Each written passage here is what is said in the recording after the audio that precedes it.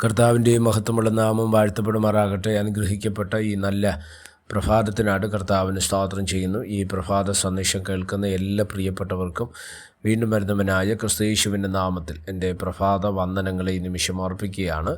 പ്രാർത്ഥനയോടും ദൈവാശ്രയത്തോടും കൂടെ ഈ സന്ദേശത്തിലേക്ക് നിങ്ങളുടെ ശ്രദ്ധയെത്തിയിരിക്കുന്നു. യോഹന്നാൻ എഴുതിയ സുവിശേഷം 15-ാം അധ്യായം അതിൻ്റെ 6-ാമത്തെ വാക്യം. എന്നിൽ വസിക്കാത്തവൻ ഒരു കൊമ്പ് പോലെ പുറത്ത് കളഞ്ഞിട്ട് അവൻ ഉണങ്ങിപ്പോകുന്നു, ആ വക ചേർത്ത് തീയിലിടുന്നു, അത് വെന്തുപോകും. ഈ വാക്യങ്ങൾക്കാട്ട് ദൈവത്തിന് സ്തോത്രം ചെയ്യുകയാണ്. വളരെ അനുഗ്രഹിക്കപ്പെട്ട ഒരു ചിന്തയാണ് യോഹന്നാൻ സുവിശേഷം 15-ാം അധ്യായത്തിൽ നമുക്ക് കാണുവാൻ കഴിയുന്നത്, അല്ലേ? ഞാൻ സാക്ഷാൽ മുന്തിരിവള്ളിയും എൻ്റെ പിതാവ് തോട്ടക്കാരനും ആകുന്നു എന്ന് പറഞ്ഞു തുടങ്ങുന്ന ഭാഗം നമുക്ക് ഇവർക്ക് പരിചിതമാണ്.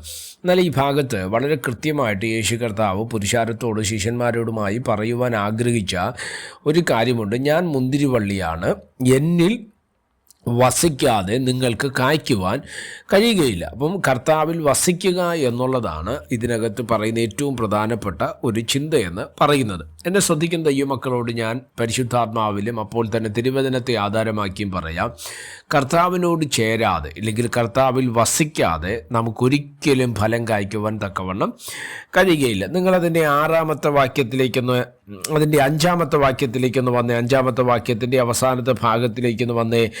എന്നെ പിരിഞ്ഞ് നിങ്ങൾക്ക് ഒന്നും ചെയ്യുവാൻ കഴിയുകയില്ല. അപ്പോൾ കർത്താവിനെ പിരിഞ്ഞിട്ട് നമ്മൾ എന്ത് ചെയ്താലും അത് ശൂന്യമാണ്. അതുകൊണ്ടാണ് യേശുവിൽ വസിക്കുക എന്നൊരു കോൺസെപ്റ്റ് നമുക്കവിടെ മനസ്സിലാക്കുവാൻ തക്കവണ്ണം കഴിയുന്നത്, അല്ലേ?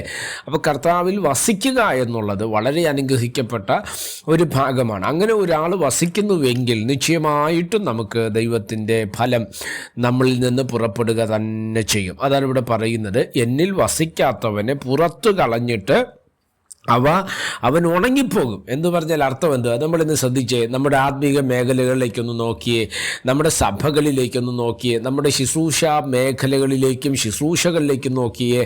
ഒരു കാലത്ത് പച്ചയോടെ പുഷ്ടിയോടെ ബലത്തോടെ അലസ്തോത്രം നിന്ന പലതും ഉണങ്ങി നിൽക്കുകയാണ്, അല്ലേ? സഭകൾ ഉണങ്ങുന്നുണ്ട്, വിശ്വാസ മേഖലകൾ ഉണങ്ങിപ്പോകുന്നുണ്ട്.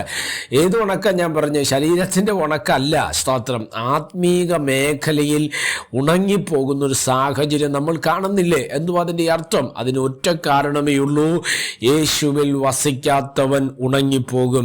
യേശുവിൻ്റെ സ്തോത്ര കർത്തൃത്വത്തിനകത്ത് നടക്കാത്തവൻ ജീവിതത്തിൽ ആത്മീക മേഖലയാകാം, ഭൗതിക മേഖലയാകാം, സ്തോത്രം ഹല്ലേലൂയ, കൃപാവര മേഖലകളാകാം, ദൈവമേൽപ്പിച്ച ദൗത്യങ്ങളാകാം, ഇവയിൽ നിന്ന് സ്തോത്രം നമ്മൾ ഏൽപ്പിക്കപ്പെടാതെ അവിശ്വസ്തത പാലിക്കാതെ അവിശ്വസ്തരായി മാറിയാൽ ഈ വിധ മേഖലകളിൽ നമ്മൾ ഉണങ്ങിപ്പോകും. ഭൗതികമായി ഉണക്ക് വരാം, ആത്മീകമായി ഉണക്ക് വരാം, ശുശ്രൂഷകൾ ഉണങ്ങിപ്പോകുന്ന സാഹചര്യം വരാം. ഉണങ്ങിയതിൻ്റെ അവസാനം എന്താ ചെയ്യുന്നത്? ഈ വക ചേർത്ത് തീയിലിട്ട് കളയും, അത് വെന്തുപോകും. Praise the Lord. അപ്പം ആത്മീക മേഖലകൾക്കകത്ത് ഉണങ്ങാതിരിക്കണമെങ്കിൽ പ്രാർത്ഥനയിൽ, വിശ്വാസത്തിൽ, കൃപാവരത്തിൽ, ശുശ്രൂഷയിൽ, ദൈവോദര വായനയിൽ ഒക്കെ നമ്മൾ ഉണങ്ങാതിരിക്കണമെങ്കിൽ യേശു എന്ന മുന്തിരിവള്ളിയിൽ നമ്മൾ വസിക്കണം. എന്നിൽ വസിക്കാത്തവനെ പുറത്തു കളയുമെന്നല്ലേ തിരുവചനം പറയുന്നത്?